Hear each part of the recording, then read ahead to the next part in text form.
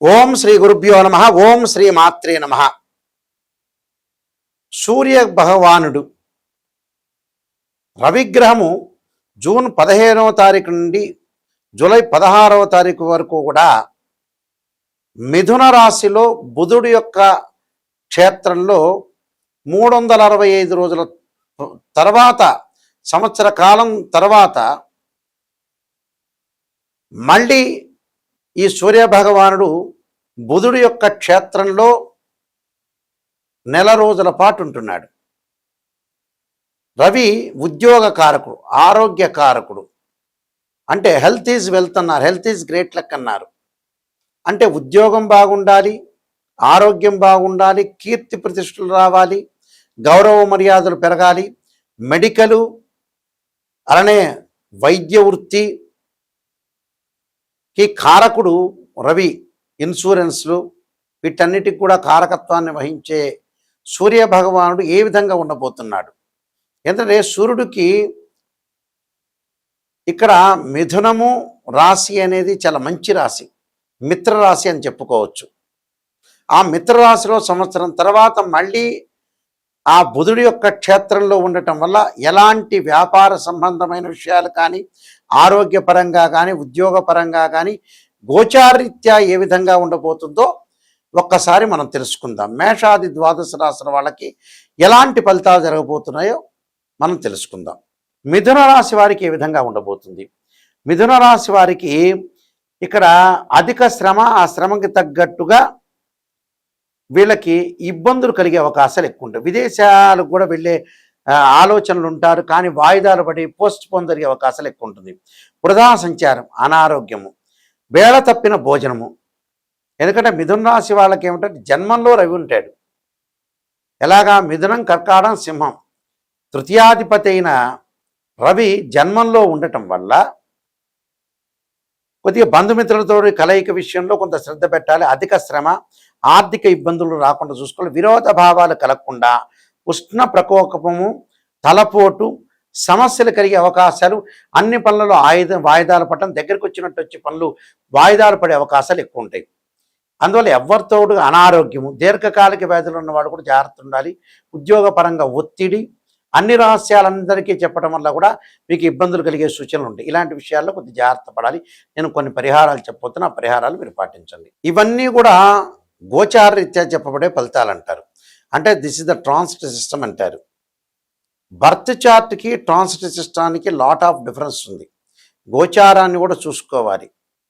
ఈ వారంలో ఏం జరగబోతుంది, ఈ 10 రోజుల్లో ఎలా జరగబోతుంది, ఈ నెల రోజుల్లో ఎలా జరగబోతుంది, ఈ 3 నెలలు, 6 నెలలు, సంవత్సరంలో ఏమి జరగబోతుంది, ఎలాంటి నిర్ణయాలు తీసుకోవాలి, ఎలాంటి ఇండికేషను, ఆరోగ్యపరంగా ఇబ్బందుల, ఎంప్లాయ్మెంట్ పరంగా ఏ విధంగా ఉండబోతుంది, వ్యాపారము, ఉద్యోగము, చదువు, వివాహము, సమస్యలు, ఇళ్ళు, సంతానం, ఇలాంటివన్నీ కూడా ఏం జరగబోతుంది అని ప్రజెంట్ సిచ్యువేషన్ చెప్పేది గోచారం. లాంగ్ రన్లో ఏ విధంగా జరగబోతుంది, లాంగ్ రన్లో మనం ఎలాంటి నిర్ణయాలు తీసుకోవాలి అంటే ఎంప్లాయ్మెంట్ పరంగా, ఆరోగ్యపరంగా, ప్రొఫెషనల్ పరంగా, వివాహపరంగా, సంతాన పరంగా, కోర్టు సమస్యలు, ఇలాంటివన్నీ తెలిపేది ఏంటంటే బర్త్ చార్ట్ అంటారు, నేటల్ చార్ట్ అంటారు. ఈ రెండిటికి లాట్ ఆఫ్ డిఫరెన్స్ ఉంటుంది. అంటే రెండూ తెలుసుకోవాలి. గోచారం అనేది 20% సపోర్ట్. మనం చేసే ప్రతి పనికి కూడా అది చెయ్యొద్దు, ఇది చెయ్యొద్దు, ఇలా చెయ్యాలి, ఒక సూచన, ఒక రిప్రజెంటేషన్ ఇచ్చేది ఏంటంటే గోచారం. లాంగ్ రన్లో రిప్రజెంటేటివ్ ఇచ్చేది ఏమిటి అంటే బర్త్ చార్ట్. దాన్ని డివిజనబుల్ చార్ట్స్ ఉంటాయి, 16 డివిజనబుల్ చార్ట్స్ ఉంటాయి. ఆ చార్ట్స్ని మనం చూడాలి. అంటే ఈ 16 డివిజనబుల్ చార్ట్స్ మ్యాథమెటికల్ క్యాల్కులేషన్ వేసి ఒక అబ్బాయికి వివాహం జరగట్లేదా అంటే రాశిచక్రము, నవాంశం, భావచక్రం, దశలు, అంతర్దశలు. వృత్తిపరంగా ఎలా ఉండబోతున్నారు?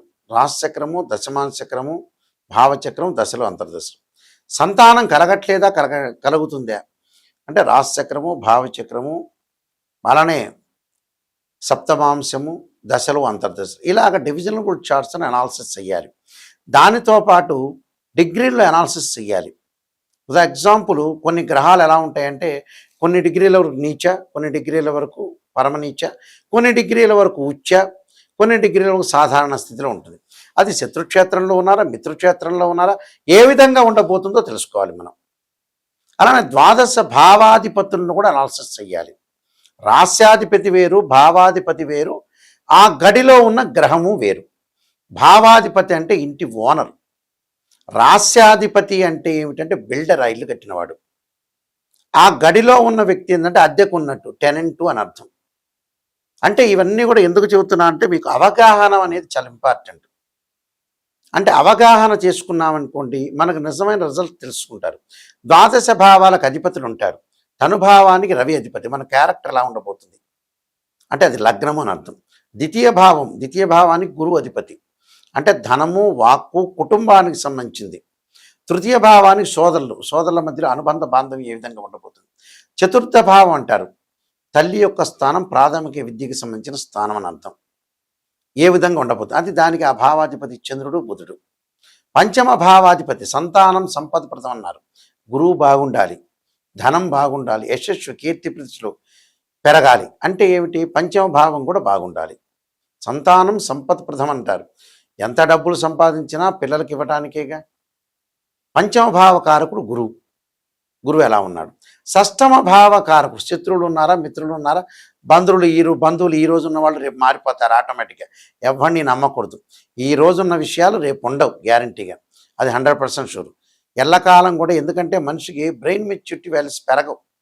భగవంతుని కొలిచినా కూడా కొంతమందికి రావు. అందువల్ల అలానే భగవంతుడు కొలవకుండా భగవంతుడి యొక్క ఆరాధన చేయాలి. ప్రాపంచిక జ్ఞానం కూడా చాలా అవసరం. 6వ స్థానాధిపతి శని, కుజులు. మనం ఎంత బాగుపడుతున్నా కూడా మంచి బాగుపడుతున్నాం, ఎదుటివాడికి ద్వేషం, వాడు డబ్బులు ఇవ్వలేకపోయినా. శత్రువులు మిత్రులకి స్థానం ఏంటంటే 6వ స్థానం, రుణాలు, రోగాలు. 7వ స్థానం వివాహం, చాలా ఇంపార్టెంట్. వివాహ స్థానం ఏంటి, వివాహానికి అధిపతి శుక్రుడు. అష్టమాధిపతి శని, ఆయుష్ ఉండాలిగా ఏ పని చేయాలన్నా. భాగ్యాధిపతి అంటే భాగ్యస్థానం, అంటే పితృస్థానం కూడా అదే.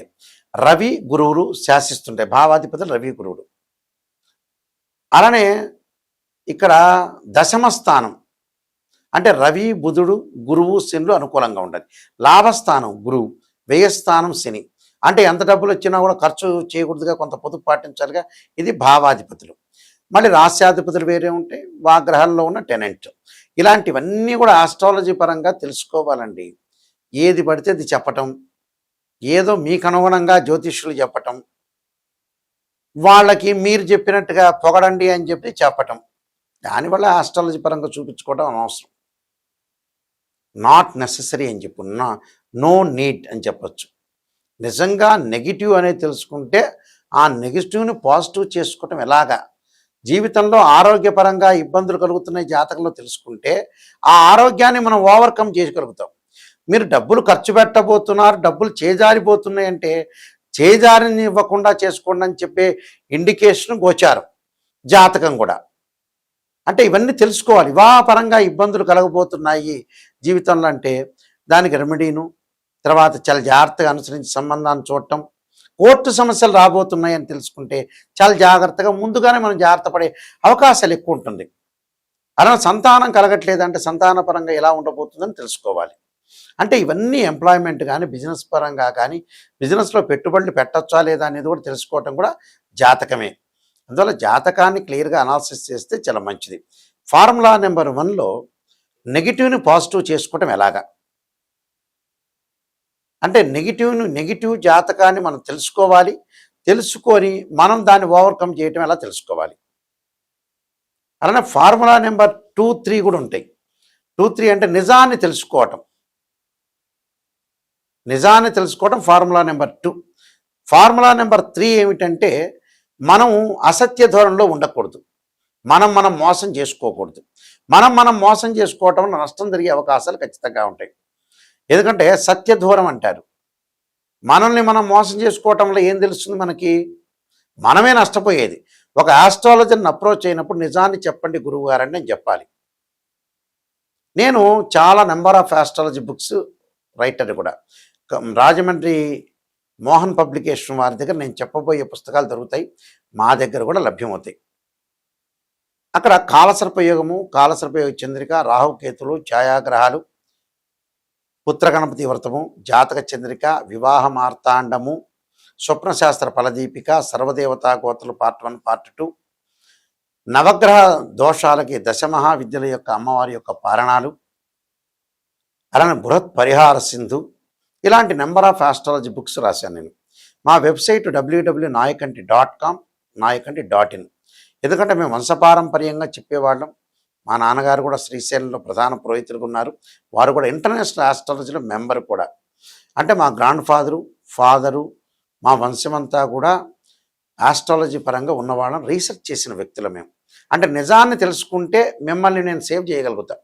అబద్ధాన్ని తెలుసుకున్నాను అనుకోండి, జాతకం చెప్పించుకోవడం దండగా. ఎవరైనా సరే బాగుపడాలనుకునే వ్యక్తులు నాకు మాత్రం ఫోన్ చేయండి. కాలక్షేపంగా జాతకం చెప్పించుకునే వాళ్ళు అవసరం లేదు. అందువల్ల మా వెబ్సైట్ www.nayakanti.com, nayakanti.in.